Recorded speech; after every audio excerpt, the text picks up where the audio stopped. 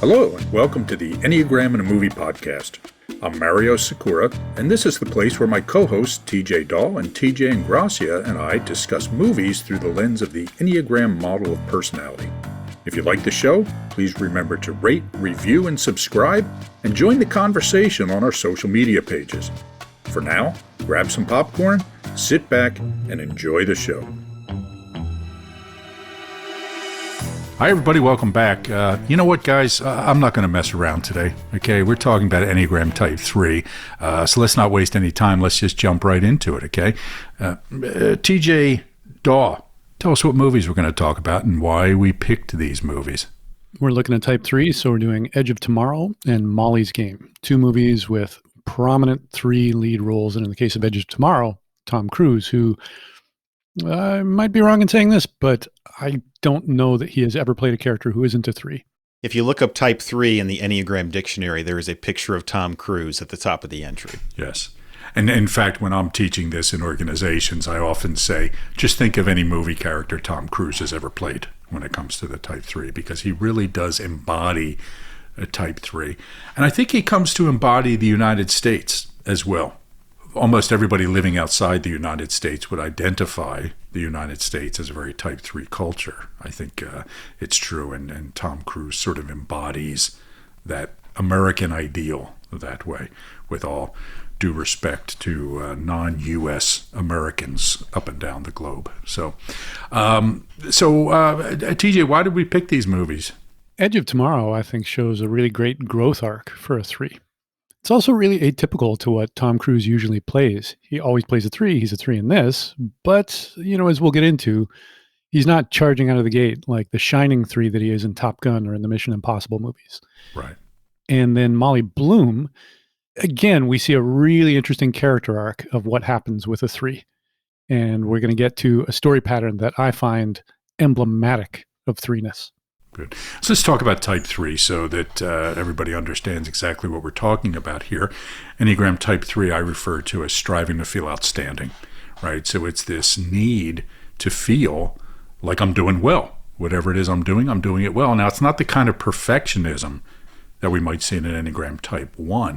It doesn't have to be perfect. In fact, for 3s, often good enough is good enough. And I've had 3s tell me, well, if it's not perfect, we'll just spin it so that it looks perfect, okay? Which is where the idea of a spin doctor comes from, and, all these things.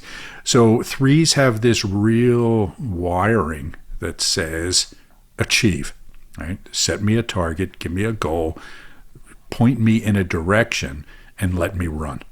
I always think of greyhounds when I think of 3s, right? If you've ever seen a greyhound, you take them out into the field and you take them off the leash, and they've just got to run. Okay. And this is how 3s often feel too. They want to set targets for themselves. They want to achieve that. One of the challenges for 3s is that they're often getting their sense of identity mirrored back to them through other people's perceptions of them, right? So it can be kind of playing to the audience very often. And this can cause the sense among other people that there's a lack of sincerity in the 3.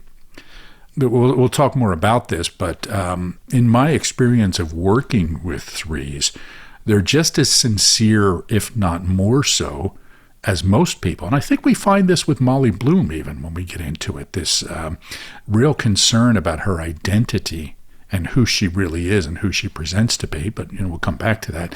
And they can be very emotional folks, too. It's not uncommon when I work with 3s for them to start crying when they start talking about how important it is to provide for their families, for example, right? To take care of the people around them, to set a good example for the people around them. And I think it comes from a very genuine place. Now, when it comes to the other two strategies at the connecting points, point 6 and point 9, the strategy at point 6 of striving to feel secure is what we call the neglected strategy. This does not mean that 3s never want to be secure, but they have this fear of being average, right? They have this fear of just blending in, and they like to take measured risks. They don't avoid risks. Now, they don't stretch too far most of the time, right? 3s have a good sense of the appropriate risk zone, right? Something has to be challenging enough that it's worth doing, but not so challenging that I might, there's a good chance of me failing. Okay, so, but that's kind of the disconnection they have with point 6. And then the support strategy of striving to feel peaceful is found at point 9. And this is the 3's need to seem like they have it all under control all the time. This is another big theme with Molly Bloom in Molly's Game, that this appearance of having everything under control and then finding out halfway through the movie she didn't have it under control at all. Okay, we often see this with 3s. Everything looks calm and peaceful and under control on the surface, but underneath it's not. When we talk about the core qualities of point 3, it's this idea of value, right? They struggle with understanding that they have inherent value independent of accomplishment, right? This gets stunted in them in their childhood, and so they're trying to prove their value through their accomplishment, through impressing other people, and losing sight of, I'm just valuable because I'm a human being. Okay? Point 6 is confidence. There's this lack of confidence. This is one of the things that is not often talked about in the Enneagram world, because 3s are seen as these confident people. The reality is there's a lot of anxiety in 3s. There's a lot of nervousness about not being able to achieve, of failing, of not working hard enough, not being seen in the right light. So you can see a lot of anxiety underneath the surface of 3s. And then the other point we have is this core quality of benevolence at point 9. It's this idea of being inherently good. So what we see in the 3, and actually what we're going to see when we talk about the 6s and 9s in future episodes as well, is this wrestling with the core qualities of benevolence, confidence, and value. Or, am I good enough? Am I a good enough person? Do I have what it takes to survive? And do I have value? Okay. And this is what the 3 is trying to establish. In the classical Enneagram, we have the vice of deceit. Now, these vices get tricky, and we've talked about this a little bit with the previous episodes. It gives the impression to people sometimes that 3s are liars, right? That they're phony, that they're deceptive. The reality is that the vice refers to self-deception, to fooling themselves into believing that the image is the real thing.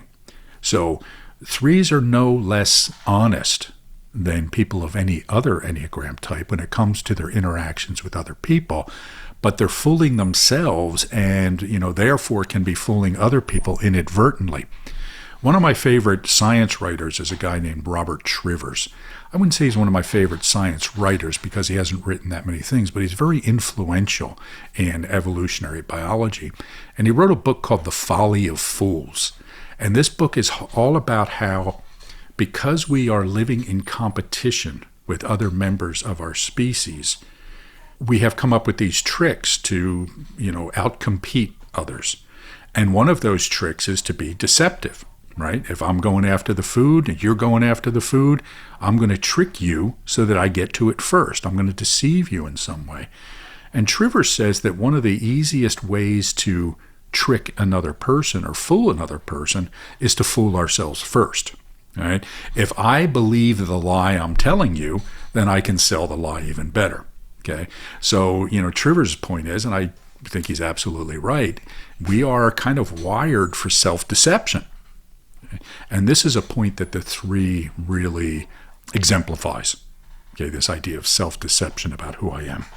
The fixation is vanity, which is kind of a falling in love with the image. And the virtue is veracity, right? Finding truthfulness in the world, finding out discovering what the world really is like and what I really am like and who I really am is the path for the 3. Guys, anything you would add about 3s? One of my favorite quotes from Seinfeld is when Jerry is trying to get George to teach him how to beat a lie detector test. And George isn't a 3, he's a classic 6. But he says, Jerry, just remember, it's not a lie if you believe it. That's right. That's right. Is it fair to say, you talk about the 3 as striving to feel outstanding.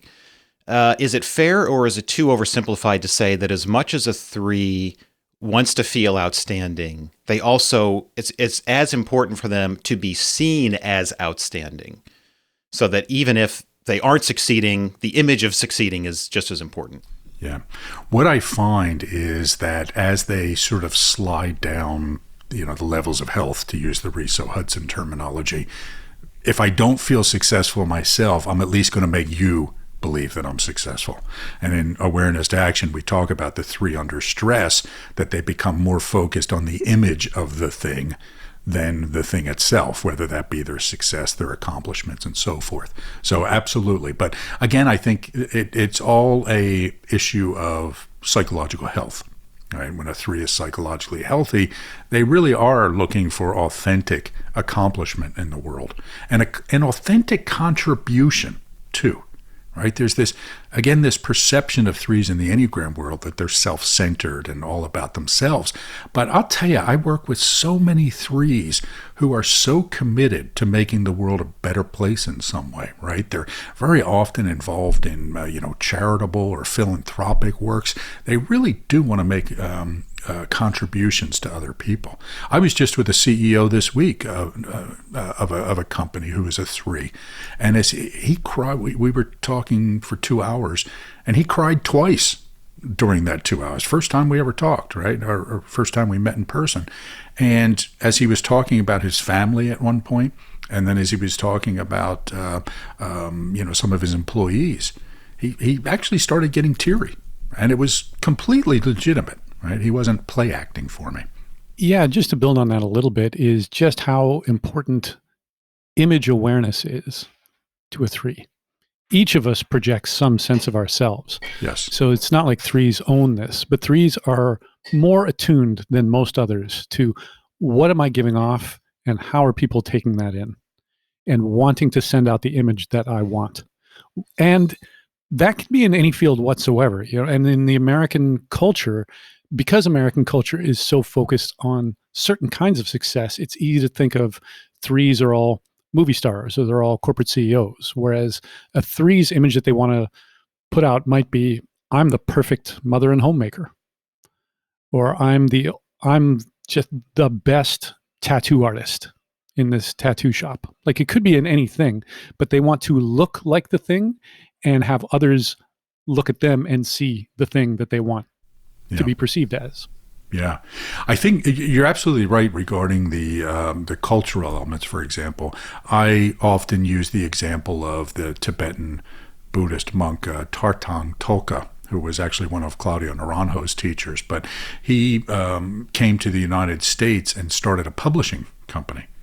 And all of his books are this mix of, spiritual development, but mixed with self-help, right? On, how to be more successful in life, how to, make more money, pay your bills, run a business, all these sort of things. So it's this very 3-ish blend of legitimate spirituality with doingness in the world. Right? It's great stuff. So there is that. I think we also have to be sensitive to the way that the 3 different instinctual biases of the 3 play themselves out, because the preserving 3 is not as obviously image conscious as the other 2 are. It's there, right? But it's much more subtle, much more nuanced, and it's much more around being outstanding in the preserving domain. So it's getting stuff done that the preserving 3 is all about. They're the classic task-oriented workaholic of the 3s. The navigating 3 is more focused on fitting in socially, right? Looking like the people in my group, but just a little bit better, right? It's, I want to be like everybody else, just better. Okay. Whereas the transmitting 3 is the one that's kind of the classic stereotype of the, I'm really awesome. I'm going to be all I can be. It's the Tony Robbins, Arnold Schwarzenegger, Oprah Winfrey version of the 3. Okay, let's jump into the movies then. So we're going to start with Edge of Tomorrow. And I'll tell you something, guys, I love this movie. I've seen this movie a bunch of times, and I just had great joy watching it again. And it made me really remember my appreciation for the director, Doug Liman, who has made some really fun, really good action movies, including Mr. and Mrs. Smith, the first Bourne movie. I think that's the only one he did, as far as I can recall. Who's going to tell us about Edge of Tomorrow? That's me. All right, go ahead, TJ. Okay, Edge of Tomorrow is a 2014 science fiction action film directed by Doug Liman, as you said, starring Tom Cruise and Emily Blunt. The movie is set in the near future when Earth is under attack by an alien race known as mimics. In a desperate attempt to win the war, humanity has developed exosuits and weapons, but the mimics always seem to anticipate and counter their every move. Tom Cruise plays Bill Cage, a cowardly public affairs officer who is thrust into the front line of battle against the mimics, and in battle he is killed, but he wakes up to find himself reliving the previous day over and over again. He meets Emily Blunt's character, Sergeant Rita Vertasky, who is also known as the Angel of Verdun for her heroic efforts in a major battle. Cage learns that he has gained the mimic's ability to reset time, giving him a chance to live the day over and over again until he learns from his mistakes and can find a way to defeat the mimics. He teams up with Vertasky, and they go through many iterations of the same day, honing their skills and trying new tactics to take down the enemy. The film is a thrilling action-adventure that explores themes of sacrifice, courage, and redemption. I'm going to tell you a story. At first, it's going to sound ridiculous. But the longer I talk, We have to find the keys. the more rational it's going to appear. I can't believe you found coffee. Sugar, right? Yeah. Hold on. 3. You like 3. How many times have we been here? How many times? For me, it's been an eternity. The invasion will fail. We lose everything.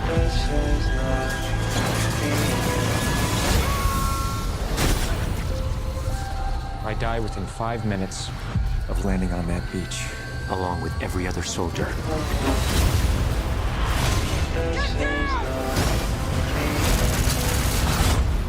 How did you do that? Come on!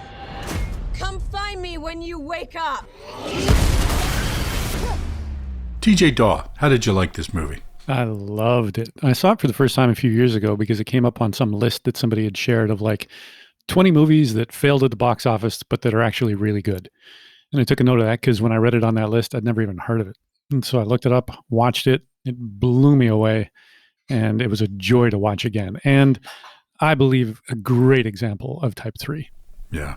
You know, it's interesting that it was on a list of movies that failed at the box office because it made almost $400 million. I think $370 million. But it was not considered a great success because it cost $175 million to make. So it barely made its money back, the way they calculate these things in Hollywood. But I'd also never heard of it. Like, I don't remember it being released.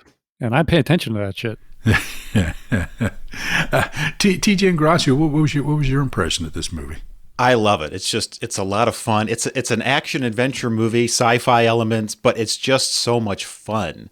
The sort of the hook of reliving the same day over and over again, and then Tom Cruise's performance, which is counter to most of his other performances, which we'll talk about when we talk about Type 3. It's just a really fun movie overall. Yeah. Yeah, there's a couple of things. The fun aspect of it is interesting because it is a fun movie. And as I was doing some reading about this movie, they consciously made it feel like a video game.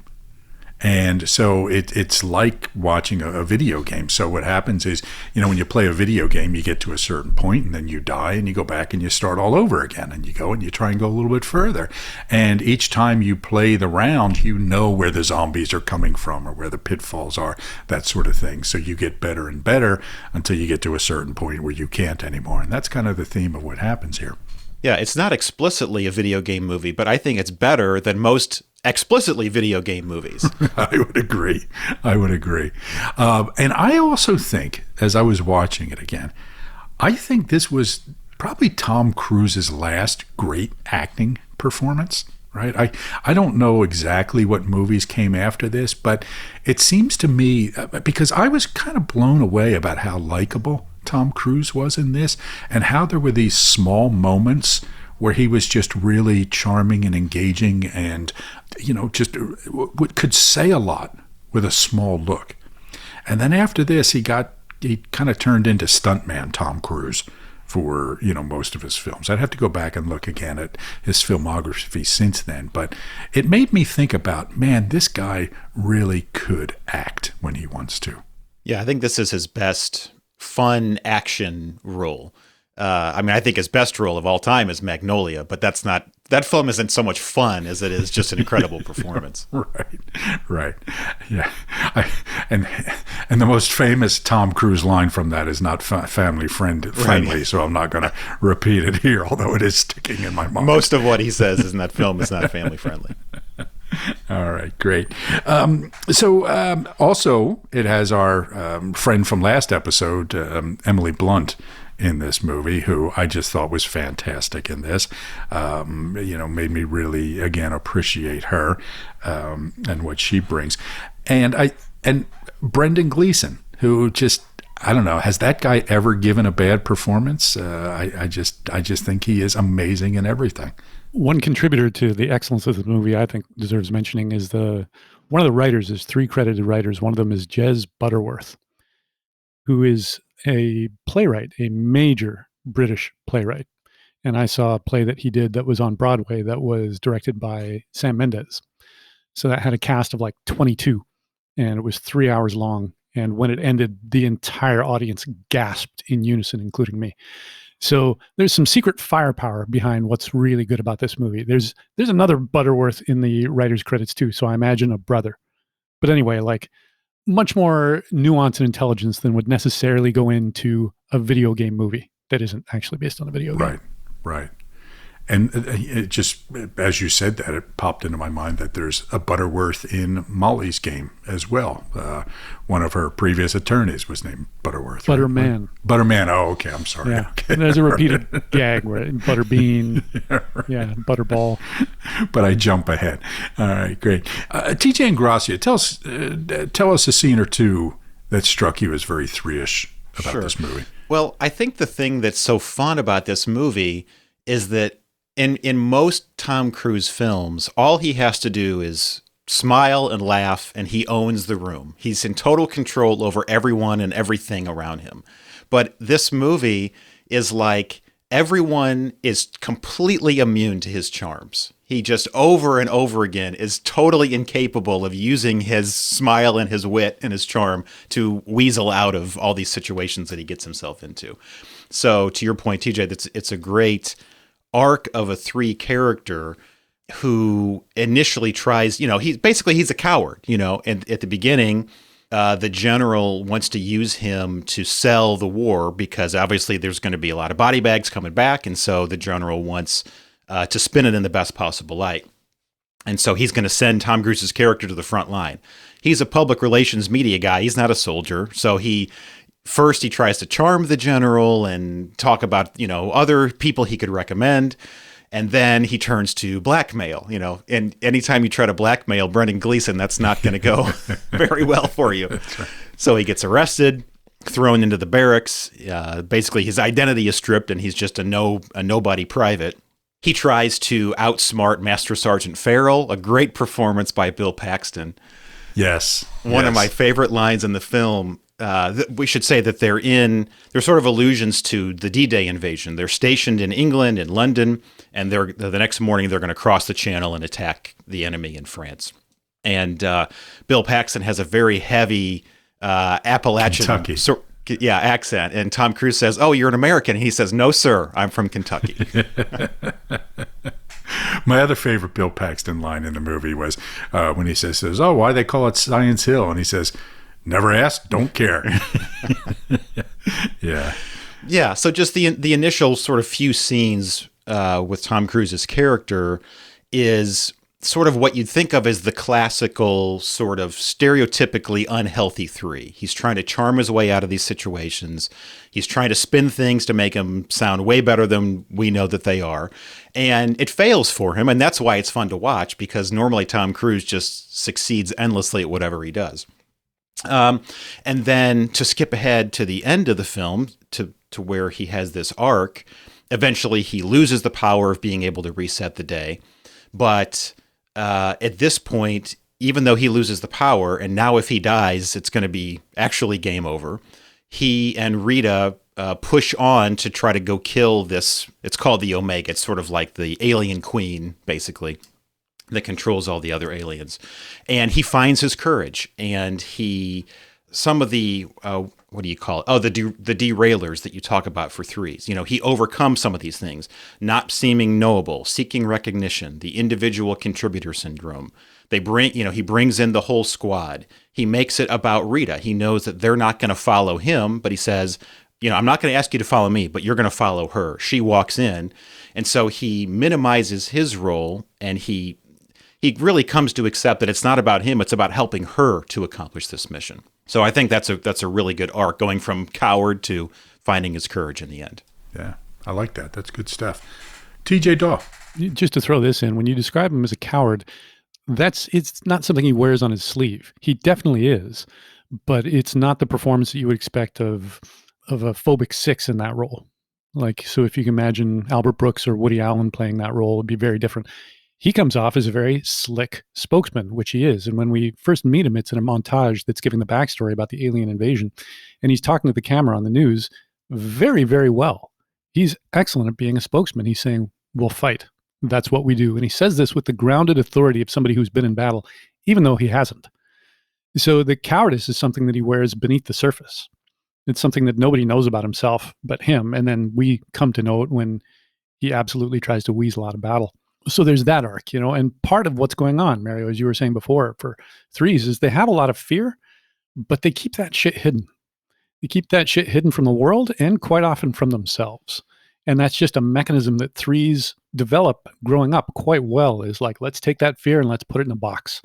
And let's hide that box somewhere way deep down inside that no one would have any idea how scared I actually am. Let's just go out there and do the job. And then the arc of him, too, is that he goes from not wanting to be in the battle at all to being willing to sacrifice his life. So in the climax of the movie, he gives up what seems like he's giving up his own life. He does end up getting doused in the alien blood and then waking up the previous morning, and then all is well again. But he doesn't know that in that moment. In the device that they establish in the movie, by that point, he has lost the ability to reset the day. So he really thinks he's going to his death. No one will find out what he did. This is simply done for the betterment of humanity and of the entire planet. So that's quite the arc for a three as well, is I'm going to do this outstanding thing. I'm going to give my life for it. I will never be recognized for it. But why am I doing it? Because it's the right thing to do. Because it's good. Yeah. And that phrase, because it's the right thing to do, I think, again, is something that is not generally associated with threes in the Enneagram literature. And it's something that we'll see in Molly's game as well, of what is the appropriate behavior in this situation. And there are times when I could take an easy way out, but I don't, because it just wouldn't be right. And that would sully my own image of myself. And I just can't bear that. So I think that's a really important nuance to understand about what goes on for a lot of threes. It is important for them to do the right thing, not just look like they're doing the right thing or make other people believe they're doing the right thing when they're healthy. Okay. Another thing, so there were a number of scenes here. One of the things I liked that it was kind of a recurring theme was the incompetence of Cage, the Cruise character, early in the movie, right? So you see this steady progression of fighting ability in Cage, right? He goes in not even knowing where the safety is on the weapons that he's wearing, right? And then he becomes this, super Rambo-esque character as it goes. But it's through hard-earned work, practice over and over and over again, right? Which was just fun to see. And I think the director said, or somebody said, that one of the joys of doing this movie was portraying Tom Cruise as somebody who was incompetent in the beginning of the movie, because it is so inconsistent with how he's usually perceived, right? We don't see Ethan Hunt as an incompetent spy early in his career, right? That sort of thing, or Maverick as an incompetent pilot. So that was a nice part there. And something about that, just to add to that, is when we did our episode on 3 referring to Reese Witherspoon, we brought up the montage, the training montage, which is something that's very common in American movies, particularly in the 80s, and very much a three-ish thing of like, let's see this person acquire a new skill. Let's see them radically improve. Let's see them get really good at the thing. The training montage in this is a little different because Tom Cruise is in the exoskeleton and he's fighting a bunch of training robots and he gets his ass kicked again and again and again. Over and over and over again. Yeah. And he keeps being sent flying in really unflattering ways. So there's so many times where he gets hit and just goes, blah, and his limbs splay and he falls on his ass and breaks a bone and Rita has to come up and shoot him in the head to restart the day. But it's like, that's not the cool training montage that you would expect from a 3 character. And when you describe him as eventually turning into a Rambo, yes, except we don't see it happen within that montage. And even when he is extremely competent in the latter like quarter of the movie, we never see scenes with him without his shirt on. We never see scenes where he's just so unbelievably heroic, the way Arnold Schwarzenegger was for basically any moment of a Schwarzenegger movie in the 80s. We see him do well, but not outshining Rita on the one hand. And yeah, never being what you would expect Tom Cruise would be in a movie where somebody becomes really good at killing aliens. Right. I think that was one of the nice things about this too, is kind of the gender role reversal between the Cruise character and the Emily Blunt character. She was the one training him, right? She was the one grooming him to be better. She was the badass, right? Not him. He was kind of what we would usually see in the vulnerable woman role, right, who needed the protector of the man. Well, this was different because, again, she was, what was the name for her? The Angel of Verdun or the Full Metal Bitch. The Full Metal Bitch, yeah, is the one I'm thinking of, right? So she was a badass, right? And Emily Blunt's really good at playing a badass, as we've seen over the past 2 episodes. So real impressed with that. Any other scenes jump out as particularly 3-ish to you guys? This isn't so much a theme or a scene, but an overall theme in the movie is, well, the very fact that it's a time loop movie. So you can't help but compare it to Groundhog Day. And there are other time loop movies as well. Try, fail, learn, improve, do it again. Very much a 3 thing of like, let's have another crack at this. Let's get better. And in the case of Bill Cage, even though he's getting his ass kicked, he never whines. There's no despair. Right. Like in Groundhog Day, there's a sequence near the middle where the Bill Murray character is trying to take his own life multiple times, where he just sinks into indulgence. There's one scene one day where he just skips out of it, finds a way to escape, goes to a pub and has a beer. But there's no scene where he's just like, let's see how many people I can have sex with, or like, let's see how many drugs I can do. There's another time loop movie, Palm Sunday, that covers some similar territory. And it's Andy Samberg who's caught in a time loop, and you get the sense that he has indulged. And it's interesting to think of time loops with different Enneagram characters stuck in them. So the arc in Groundhog Day, with that character being a 4, as we talked about, is very much like, how can I get to a place where I'm not sneering at people anymore, where I'm actually doing good for the sake of doing good and being nice and seeing the beauty and originality and value in others. In this, it's very much like, how can I get better at what I'm doing? How can I improve and be this thing that is really needed in this situation and get the job done? Yeah. I think the only other moment where he gave into a little bit of despair, perhaps, was one of the times when he watched her die. You could see he's starting to fall in love with her, and he watches her die, and he just has this moment of, you know what, I can't do this again today, right? It's like, and he's walking in the rain and, that sort of thing. But you're right. He keeps at it. He's persistent. I want to talk about, as we're talking about 3, we're going to be in the upcoming episodes, we're going to be talking about types 6 and 9, or 9 and 6, whatever order we go in. We're into the inner triangle now. And when we start talking about these 3 Enneagram types on the inner triangle of the diagram, we start to see the same issues over and over again because they're all connected to the same points, but they're put into sort of a different dynamic. Okay. So whereas the the preferred strategy of the 3 is striving to feel outstanding. That is the neglected strategy of the 9. Okay, they're still dealing with issues at point 3, but dealing with it in a very different way than the 3 is. Same thing happens with the core qualities. They're all dealing with the stunting of benevolence, confidence, and value, but they're doing it in a different way that creates for a different character sort of structure.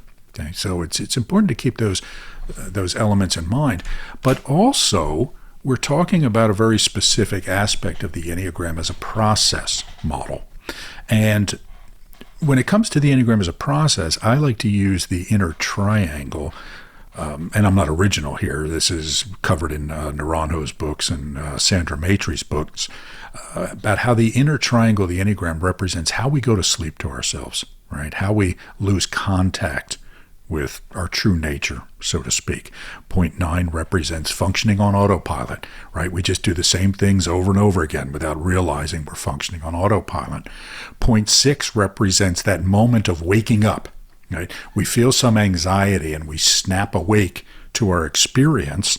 And point 3 represents the story we create to get us back on autopilot in some way. And this movie really captures that, right? But it also captures the opposite of that, which is how we wake up, which is about waking up, paying attention, right? And then the step of authenticity, which is rewriting our story in a way that's more skillful and more matching reality, and then taking action based on that new story. So as we watch this movie, you see that waking up moment over and over again, right? He wakes Literally. up on that, literally, right? Every time he dies, he comes bursting awake on this pile of duffel bags, reliving whatever painful death he just suffered for a moment, right? And then he starts the day over again. Here I go. But each time he goes through this, he's rewriting his story. I mean, literally rewriting the story. Instead of doing this, I'm going to do that. Okay, this will get me to the direction I want to go instead of doing that, and so forth. And this is what we all have to do in order to grow, is to understand how our existing stories hold us in place and keep us from taking skillful action to going to rewriting those stories so that we can change our behavior. So I just wanted to point out that this movie, much like Groundhog Day, really captures that transformation process as it's represented in the Enneagram. It's almost like that journey you're talking about. It's like a journey from awareness to action. Almost. Is that how you're describing it? That is exactly how I'm describing it. Yeah. All right. Which, by the way, is available from Amazon.com or at your better bookstore. No. Okay. All right. Okay. So we're all big fans of Edge of Tomorrow. Listener, if you have not seen Edge of Tomorrow, I really, really recommend it. It's a fun movie. It's an interesting movie. Do not try to understand the actual plot of, how he's stopping time, what the mimics are trying to accomplish, all that stuff. The more I watched it, the more confused I became about, what? Okay. But you know what? Just roll with it. It's a fun movie. If you want to find out more about my work with the Enneagram and organizations of all kinds, or our certification programs, visit me at mariosakura.com or follow me on social media. Hi, I'm TJ Daw, and I do one-on-one consulting on creative projects of all kinds, as well as Enneagram coaching. I teach an online course on how to create your own one-person show, and I speak at events and perform shows of my own. For more information, go to my website, www.tjdawe.ca. This is TJ Ingrassia. To check out my YouTube series Typecast, which explores the Enneagram through film and television, go to youtube.com/typecast. And if you're interested in my professional video production services, check out tjingrassia.com. So let's go on and talk about Molly's Game now. TJ Daw, tell us about Molly's Game. So Molly's Game came out in 2017. It was written by Aaron Sorkin and directed by Aaron Sorkin, his first bit of directing. It's based on the true story of Molly Bloom, who wrote an autobiography. She's played by Jessica Chastain, whose potential as an Olympic downhill skier gets derailed by an accident in a qualifying round when she's 20. She relocates to LA and, with no experience in the gambling world, ends up running a regular high-stakes poker game, and later does this in New York. And the players include movie stars, musicians, athletes, business moguls, and eventually mobsters, playing for pots that sometimes amount to hundreds of thousands or even millions of dollars. The framing device for the story is her arrest 12 years after she began, and her interactions with her lawyer, played by Idris Elba, and eventually her appearance in court. She winds up pleading guilty to running an illegal gambling operation and surprisingly gets let off without prison time, and then now is just left to rebuild her life. You spent 8 years in Hollywood and 2 years in New York running the world's most exclusive and decadent man cave. Have you seen the other names in your indictment? Come on, Marty, just how deep into the Russian mob were you? Your exposure's crazy. You got 2.8 million on the street right now. You're gonna get blown up. You managed to build a multi-million-dollar business using not much more than your wits. I'm about to be charged in federal court. Well, nobody's perfect. There's a new offer on the table. Complete immunity.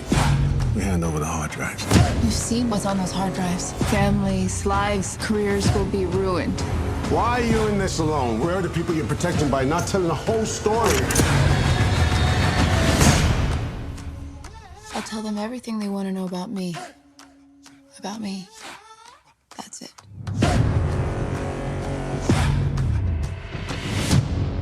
TJ, what about this movie was three-ish for you? TJ Dahl.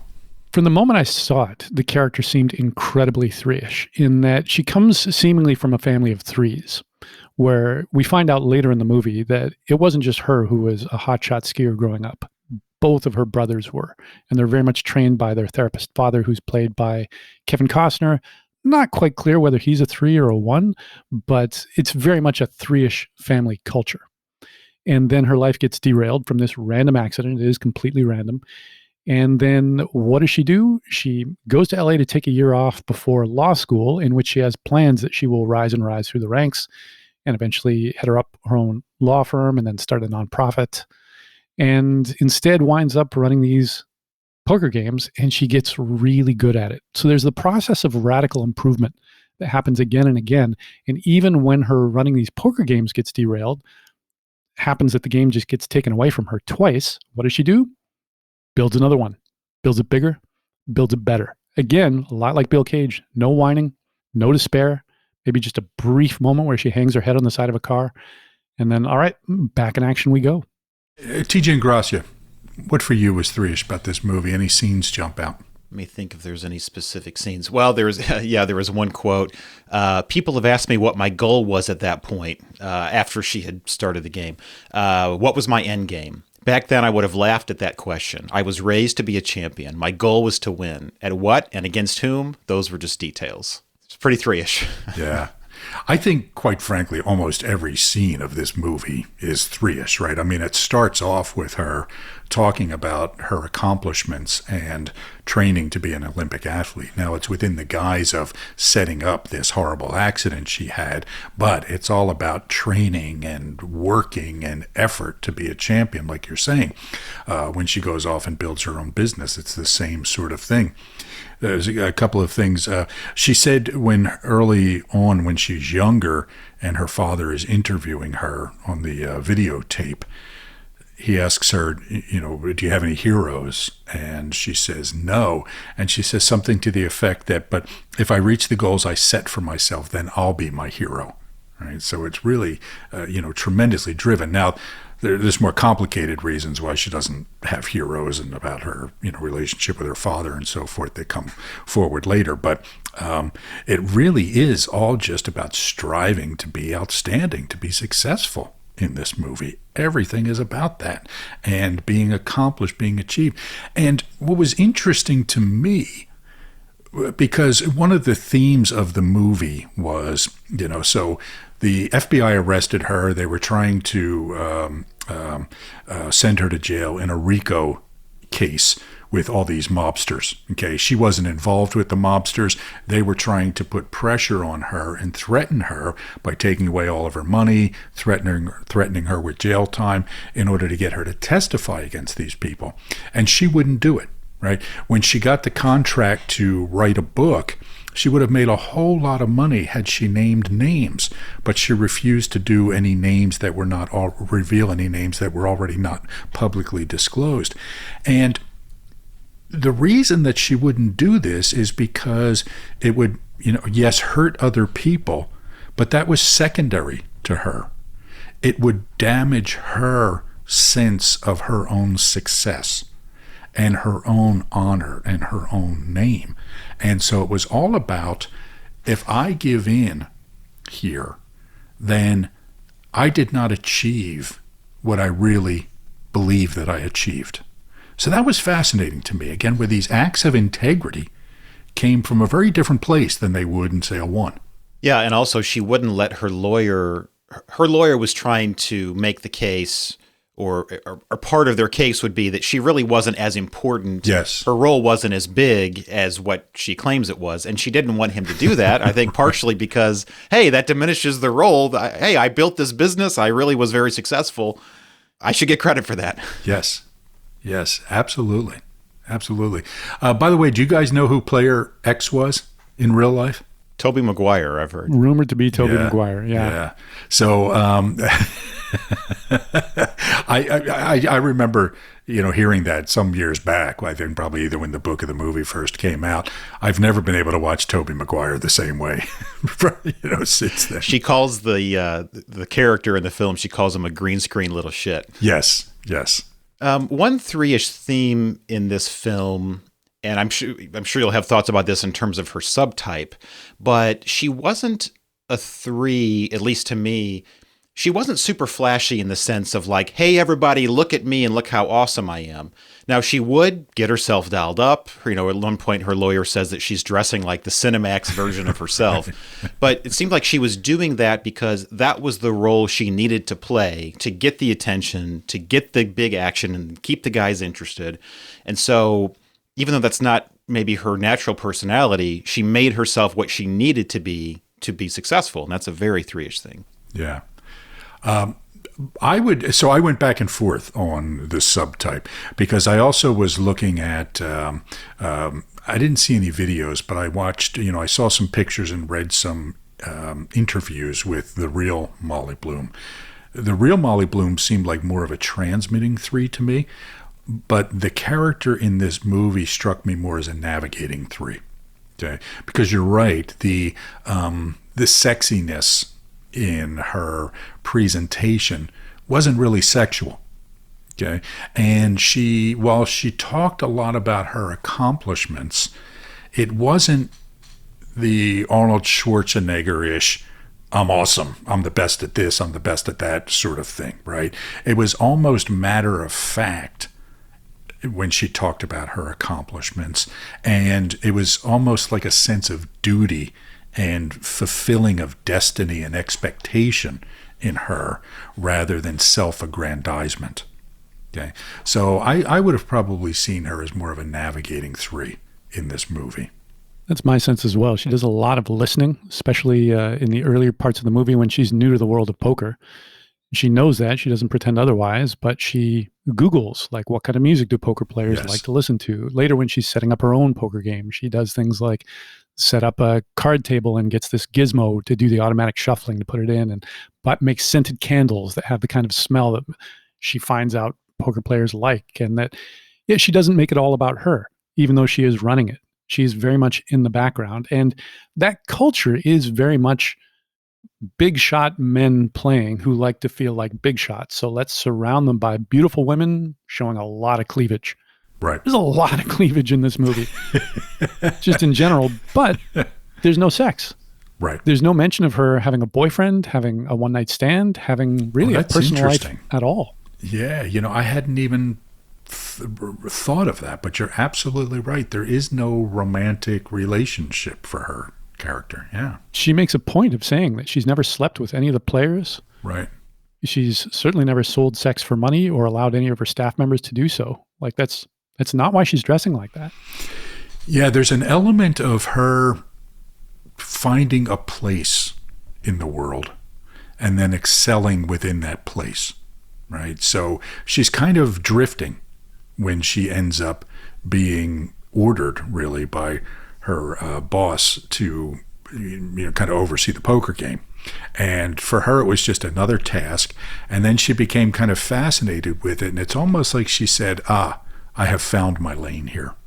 right? I have found where I fit in, what my position is, where I can be outstanding. And she went for it. Sounds pretty navigating. Yeah. It's good observations.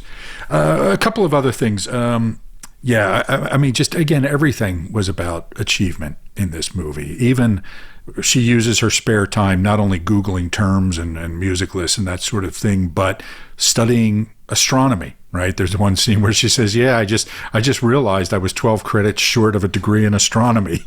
Getting online because she wanted something to do to fill the time. Okay.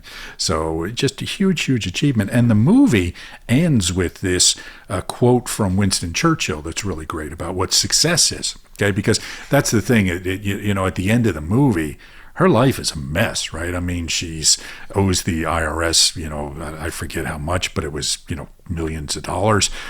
She, is in debt to her attorney for $250,000. She's got nothing. And yet she stands up and she's going to be strong and she's going to survive. And the quote from Churchill was, success is the ability to move from failure to failure without loss of enthusiasm, which I thought was just a wonderful way and really encapsulated this character. One really minor moment I liked is when she's got her crew of former Playboy playmates that she's going to use to find players for the New York game. So she's showing up in New York with no connections there, no connections to movie stars or anybody like that. And she gets them to promise that there will be a member of the New York Yankees at the game. And that's how they're going to entice the players. What you do is you don't say his name, you write it on a cocktail napkin and then crumple it up and put it in a glass of water so the ink visibly dissolves. One of them says, "Is that really necessary?" Not at all necessary. And it's just this beautiful moment of her awareness of like the image has a lot of power. Yes. We don't really need to do that. But if we do that, it looks incredible. And that will reach the people that we want to reach. Yeah. I don't want to leave this movie without talking about Kevin Costner because, I'm a Kevin Costner fan, I guess, right? I mean, he's not somebody that I would put in my pantheon. Oh, there's a Kevin Costner movie out, but I got to go see it. Dances with Wolves is one of your all-time favorites, right? Very different character in this movie. And I think Kevin Costner has two modes, right? He's got the likable, sort of Dances with Wolves character, Field of Dreams, and then he's got the dark Kevin Costner, which is the one I love, right? Big surprise. His character in Open Range, for example, the Western with Robert Duvall. I don't know if you guys have seen that, but it's just a wonderful modern Western, and he's great in that. The Clint Eastwood directed movie, A Perfect World, where he plays, some kind of criminal who's escaped, and I just think he's fantastic in that. And even though this character wasn't a criminal or a murderer, he had a dark side to him, right? Not only was he cheating on his wife, he was obsessively tough on his children. He started transferring into that gruff and raspy Kevin Costner voice that he has now. If you watch Yellowstone, it's like, whose voice is that in Kevin Costner, right? But it really effective. And I think that scene where he's with her in Central Park and they're sitting on the bench and he's doing the 3 years of therapy in 3 minutes and all that sort of thing, I think that was just incredible acting. I thought that was such a powerful scene, and Kevin Costner was so good in that for me, that would have been worth watching the movie, quite frankly.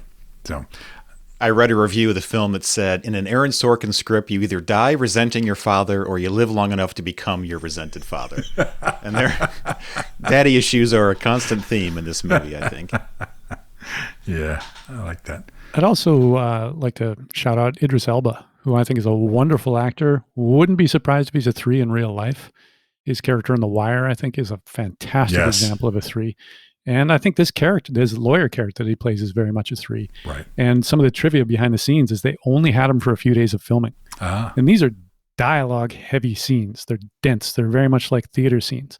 And you've got 2 excellent actors because it's pretty much always just 2-person scenes between him and Molly Bloom. And they just knock it out of the park. Like 2 professionals doing what they do very, very well. It's very 3-ish even though the content of the scenes isn't about becoming outstanding. They both are, because that's a lawyer whose retainer costs $250,000. He's at the top of his game. He's a hotshot lawyer, Right. and he's the real thing. Right. And he knows how the system works, and he knows it very well. And he's charming, and he's good looking, and he's passionate, and he's well spoken. And you could say all the same things about her. So it's a joy to watch them play those scenes together. Yeah, it really is, and I agree. He was wonderful. I did detect a strange sort of speech pattern in him. As we know, he's British, and so very often when he's acting in U.S.-based roles, he's taking on an American accent.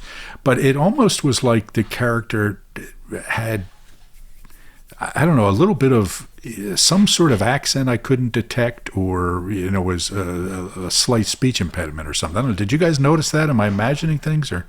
I pretty much always notice that when it's a non-American doing an American accent. There's some part of me that's like, okay, how you doing with that? Because sometimes it's seamless. Yeah. And then sometimes there's just the occasional change in vowel sounds or in rhythm that it's like, oh, okay, you probably didn't grow up speaking this. Yeah. That could have been it, because he's usually better, I think, with capturing the American accent. At least he was with The Wire. But it could also just be having to chomp through that Aaron Sorkin dialogue. I was thinking it's almost just like how Wes Anderson has a very distinctive visual style. Aaron Sorkin has this very Sorkin-esque, just the TJ, I'm sure you could speak more to like, I can't even put my finger on what it is, but it's like, I know it when I hear it. And that's definitely an Aaron Sorkin script. Well, it is very theatrical because he got his start in the theater. He got a degree in musical theater, and then his first movie was based on his first play, which was A Few Good Men. And he still writes for the theater. He's got a very successful production of To Kill a Mockingbird that's in the theaters. So yeah, he very much comes from that tradition, which is interesting given how visual the movie is as well. Like there's a lot of quick cuts and editing. It's visually very creative for a dialogue guy's first bit of directing. Yeah. Also, we should keep in mind that he's probably a type 7 and had a cocaine problem. So you've got a coked up 7 writing dialogue. There's a lot of words in a very short time span. So, but yeah, great. It really was a fantastic script. And I'm a big fan of Sorkin's work. So, but I think they handled it. I don't mean to be critical of Idris Elba's performance, because I think he was fantastic. It's just I think what happens when you watch a movie too closely multiple times in preparation for a podcast, you notice little things, right? So, let's see. Anything else to say on this movie? Go ahead, TJ. Yeah, one theme that I see a lot in stories about threes, and it's relevant to everybody, is the notion of the empty victory. So threes are very much oriented towards, if I accomplish X, I will feel that sense of value. I will be esteemed by the people that I want to be esteemed by.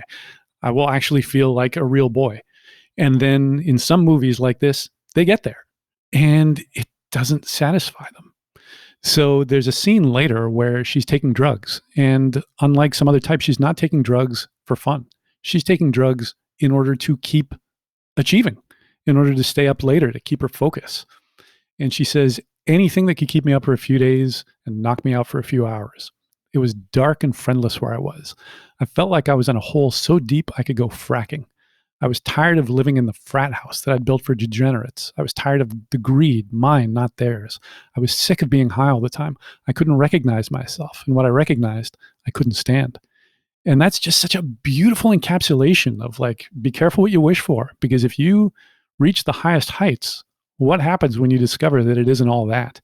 And that sense of value you've been chasing might have been there for a little while, because that external validation, it's not nothing. Like it does feel good, but it wears thin. And now what do you have? And the movie obviously doesn't show a complete presentation of what her life was like. But as we were saying before, there's no mention of relationships. There's no mention of friendships. There's no mention of what she does in her spare time. What does she do to refresh herself? Does she go to the movies? Does she just work out so she can maintain her body? Like, there's no indication of that. It's just work, work, work, achieve, achieve, achieve. And then you're just left with the emptiness of that. When we talked about the core qualities of value, the struggle of the three is feeling value independent of accomplishment. Okay, just feeling, you know what, I'm just valuable because I am. And accomplishment becomes the replacement for that. But it's like trying to satisfy an itch on your right shoulder by scratching your left shoulder. So all the accomplishments, I thought I would feel better, but I still feel the same itch. Okay? So you're right, this is what she felt over and over again. And you made the comment about friendship, and one thing really struck me in this, because she's talking about her chauffeur and security guy at one point. She gets in the back of the car and she says about him, we didn't know much more about each other than we needed to know, but I liked him. We were friends. Right? And so this is her friend, the guy that she doesn't know anything more about than she needs to know, and he sets her up to, fall into the prey of the mafia. Okay, which, doesn't end up well for her. So it really struck me, to your point, TJ, not only was there not much talk about friends, the only talk about a friend, was not a friend at all. Okay, it was an acquaintance that actually did not have my best interest in mind. So good observation. There was another thing she...